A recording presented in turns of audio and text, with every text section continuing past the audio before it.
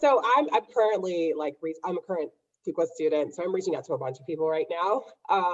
But what I have just been doing is I haven't been asking for jobs. I've been reaching out and asking people to talk to me about their experience. And I actually have, because I am looking for a job, I actually have a Google Doc that holds all of my mentorship conversations in it. And I have like a set of questions that I have set up to ask people about their experiences. And I keep them all, this is more than y'all probably want to know, but for anyone looking for mentorship strategies, and I keep them all in this Google Doc. And so my kind of, I'm breaking the ice is like, I already have a set of questions to ask people. I usually start off with something like, hello, how are you? And then I get back into my questions and make sure that I'm making the most of their time, and then also making the most of my time as well. But yeah, just reaching out to them and asking about their career and information. And usually what happens is, especially if they're Duke people, they'll say at the end, if you have any follow-up questions or anything like that, like keep me as a resource.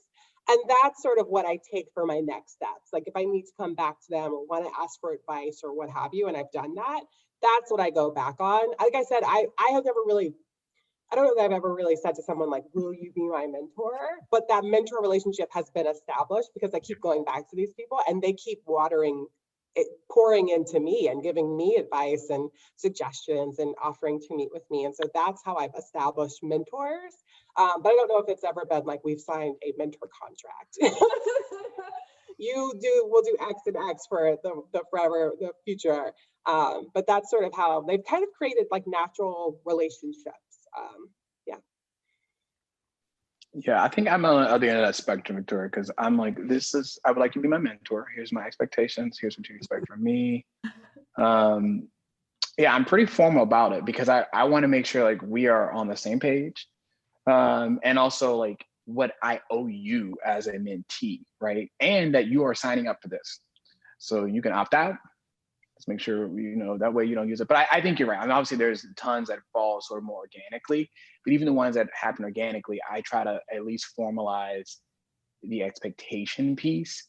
But I think to your point, like in general, it just comes out to like upon meeting people, when you think about breaking the ice or forming that conversation, if you are intentional around the outreach, hopefully the ice breaking and all that part won't be very difficult because you know exactly why you're talking to this person.